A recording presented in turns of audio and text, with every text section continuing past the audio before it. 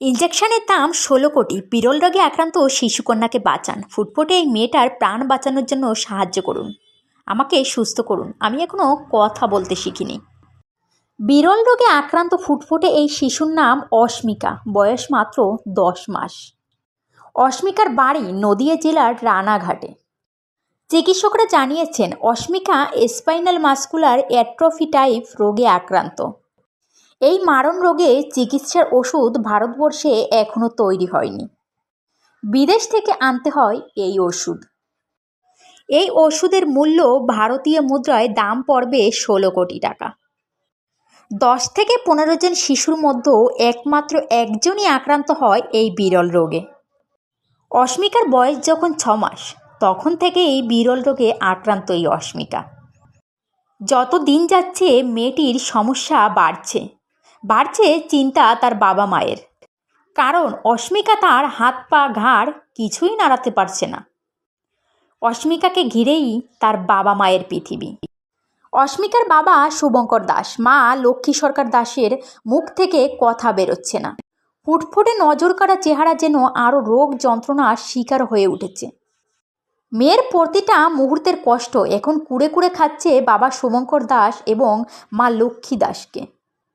বাবা শুভঙ্কর দাস তিনি একটি বেসরকারি সংস্থায় কর্মরত, কিন্তু বিগত 4 মাস ধরে কাজ করতে পারছেন না মেয়ের কারণে। অস্মিকার জন্মগ্রহণের পর যখন 6 মাস বয়স হয় আর 5টা শিশুদের মতো স্বাভাবিক ছিল না। ঠিক তখনই ডাক্তার দেখাতে শুরু করে দেয় তার বাবা মা। কলকাতায় এক সুনামধন্য চিকিৎসক শিশুরোগ বিশেষজ্ঞ নিউরোলজিস্টকে দেখানো হয়। তারপর অস্মিকার জিন টেস্ট করে।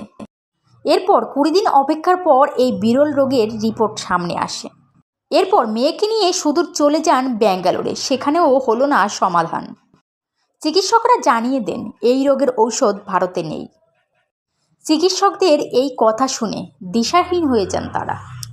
পরবর্তীতে জানতে পারে আমেরিকার ইন্টারন্যাশনাল নাভাটিস নামক একটি কোম্পানি এই মারণ রোগের ঔষধ তৈরি করেছেন, যার মূল্য 16 কোটি টাকা।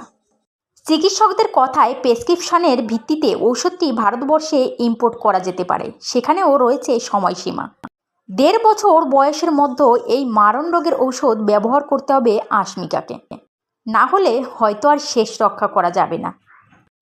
এমতো পরিস্থিতিতে শুধু দিশাহীন নয়, রীতিমতো করজোড় কেন্দ্রীয় সরকার এবং রাজ্য সরকারের কাছে আর্তি জানাচ্ছেন অস্মিকার বাবা মা। সোশ্যাল মিডিয়ায় মেয়েটির জটিল রোগের কথা ছড়িয়ে পড়তেই অনেকে দেখতে আসছেন অস্মিকাকে এবং করছেন সাধ্যমতো সাহায্য। 16 কোটি টাকা কিভাবে জোগাড় করবেন তারা? যত দিন যাচ্ছে ততই তাদের সময়টা নষ্ট হচ্ছে। সাধারণ পরিবার হয়ে এত টাকা কিভাবে জোগাড় করবেন তারা? আসুন না আমরা সবাই মিলে সাহায্যের হাত বাড়িয়ে দিই এই ছোট অস্মিকার দিকে। আপনাদের সামান্য সাহায্য অস্মিকার জীবন ফিরিয়ে দিতে পারে।